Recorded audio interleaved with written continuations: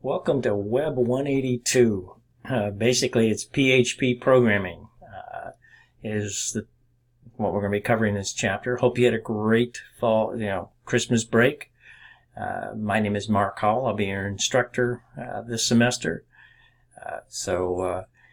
Right there in front of that, you see my contact information. I'll be in eBuilding 339, phone number 726-2339, email mhowell@cccti.edu. Office hours, I will be in my office from 10 till 2 or 10 till noon, Monday through Friday. I'll be around more than that, but I'll be in my office for those 2 hours. If for some reason those don't line up with your schedule, just contact me and we'll set up another time we can get together. Now, this course is looking at several different things as far as PHP programming. Now, PHP is a language that for quite a while has been used to develop a lot of websites. It may be in the decline as far as its importance, but there are still several companies out there, several websites that are written in PHP. So it's still a good tool to have in your arsenal for programming. The textbook we're going to use is PHP MySQL, the 3rd edition by Joel Murach. It should be, I think it's 2017 is the latest edition. What I hope out of this class, we can at least go through some basic, what does it take to develop a website using PHP? Different data types, operators, functions, control sequences, which you've probably had in other programming classes, if then else's, different types of loop functions. How do I manipulate strings, working with files, arrays, but then we get to how do I work with databases, because what do most websites, some of them just informational, but a lot of them you end up purchasing something and you need to keep track of information and go to database and see if things are in stock and take them out of stock and blah, blah, blah, blah, blah. So we're going to talk through some of that material this semester. So those are some of the things that you're going to cover. Now, being an online class, you are still required to attend. Attendance is a little bit different. You can attend at your own time, but if you do not attend probably about 6 weeks, about 20% of the class, so it's either 17 weeks. Yeah, that probably means you probably miss 4 weeks without the option of me dropping you from the class. But you're not going to do that.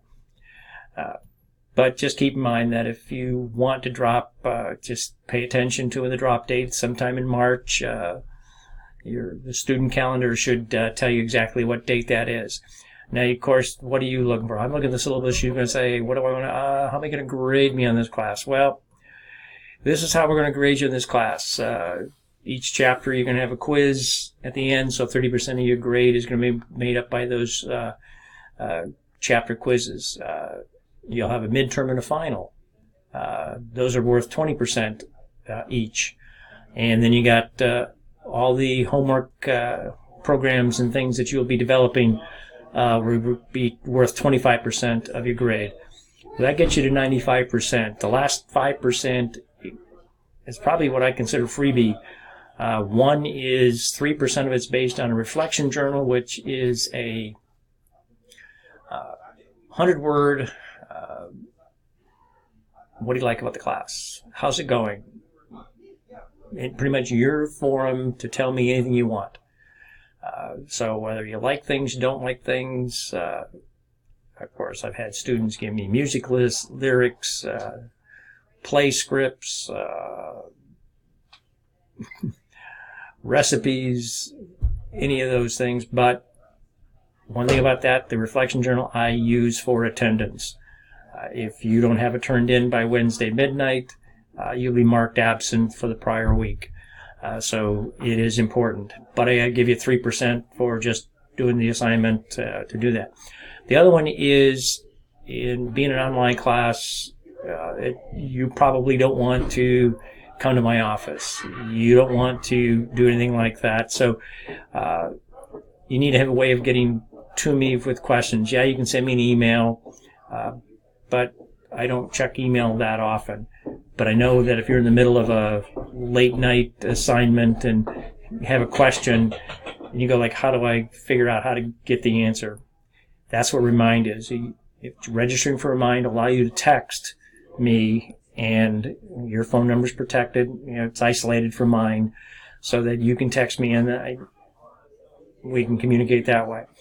And I check text more than I check email, so that'd be a good way of communicating with me. So, like I said, and just to register, you get 2% for that grade.